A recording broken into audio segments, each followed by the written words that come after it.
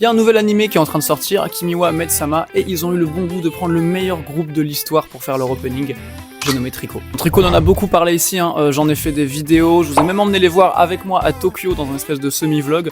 On a parlé de Matrock aussi, bref voilà, je vous invite à checker le TikTok notamment pour avoir tous les contenus en fait que je poste parce que globalement je mets tout sur TikTok. Mais en gros voilà, c'était Légende du Matrock au Japon, un groupe qui existe depuis plus de 10 ans maintenant, et voilà, ça faisait presque 2 ans qu'ils avaient rien sorti, et là on a eu un nouveau single, Otozure, qui en fait figurera comme opening pour le tout nouvel animé qui est en train de sortir, hein, Kimi-wa Maid-sama. On est à l'épisode 4 et du coup l'opening de l'animé, c'est ce morceau de Trico.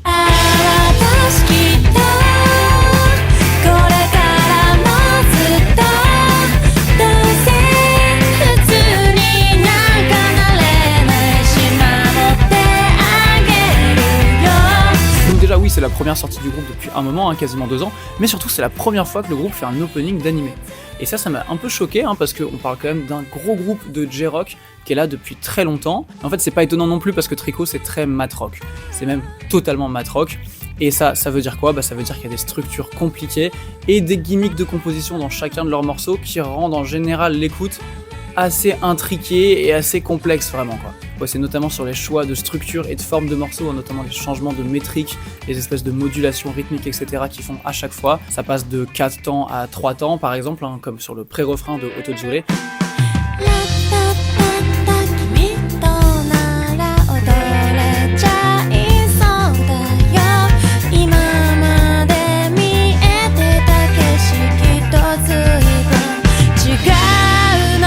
C'est un truc qu'ils font sur pas mal de morceaux, hein. Je pense par exemple à Inai.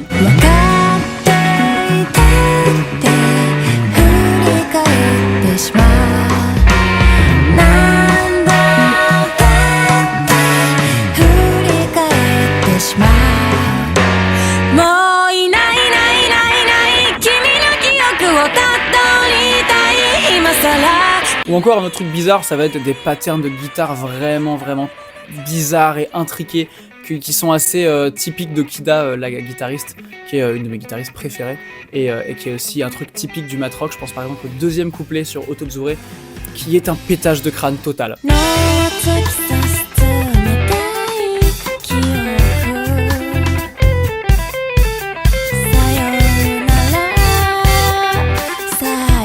Puis t'ajoutes à ça des harmonies typiques de Trico, hein, à savoir influencé jazz, très enrichi, avec beaucoup de petits accords de passage, beaucoup d'enrichissement dans les accords, etc.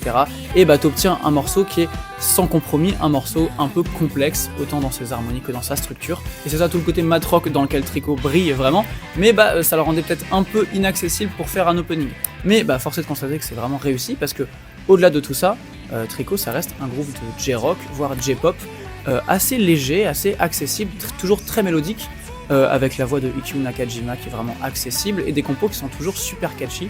Moi je trouve que c'est vraiment un fil directeur de toute leur discographie, donc je suis trop content qu'enfin ils aient fait un opening, et je trouve qu'en l'occurrence Otozure réussit vraiment à mélanger les deux, hein, à savoir ce côté complexe, matrock, où ils sont restés eux-mêmes, mais avec ce côté assez léger, accessible et entraînant, ce qui est totalement quelque chose qu'on attend d'un opening d'anime en fait. Donc voilà pour ce dernier single de Trico, je suis trop content qu'on en ait parlé. SO à Ikkyu Nakajima, hein, vraiment encore une fois la chanteuse qui est du coup la compositrice principale de Trico et la chanteuse et parolière, qui du coup ici a écrit des paroles en lien avec le personnage principal de l'anime, à savoir une ancienne tueuse à gages qui a vécu une vie solitaire et triste et qui va rencontrer pour la première fois de sa vie une vraie nouvelle famille, une famille d'accueil, pour faire un nouveau job qui n'a rien à voir, à savoir maid. Donc voilà, elle a écrit des paroles par rapport à cette thématique-là, et de manière générale, elle écrit bien, et elle a un sens de l'écriture et de l'art et de la composition de manière générale qui est très balèze. En réalité, elle avait déjà composé un opening d'animé, sauf que c'était pas pour Trico et c'était même pas elle qui l'interprétait. Je parle du morceau Karakara, qui est le deuxième ending de l'animé Bocchi the Rock.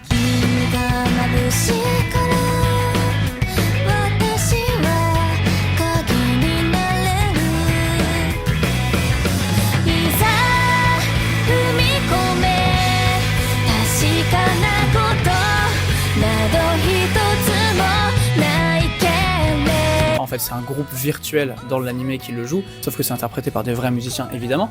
Et en fait, derrière la compo et les paroles, bah il y a Ikkyu Nakajima, donc de Trico.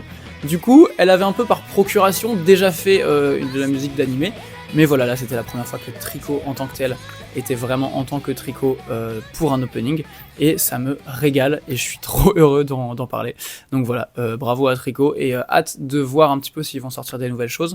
Ils sont encore d'actualité, ils sont encore forts, ils sont encore fougueux, j'adore ce qu'ils font, je trouve que c'est vraiment chouette. Donc voilà, bravo à eux, je trouve que c'est vraiment un groupe qui est irremplaçable, qui a vraiment sa patte, et d'ailleurs chaque membre est assez irremplaçable au sein du groupe. Donc voilà, longue vie à Tricot, et on se tient au courant si jamais il y a de la suite par ailleurs. J'attends qu'ils viennent en France, j'aimerais qu'ils viennent en France, si jamais ils viennent en France, je vais redire viennent en France, j'irai les voir en France. Sur ce, bisous, ciao.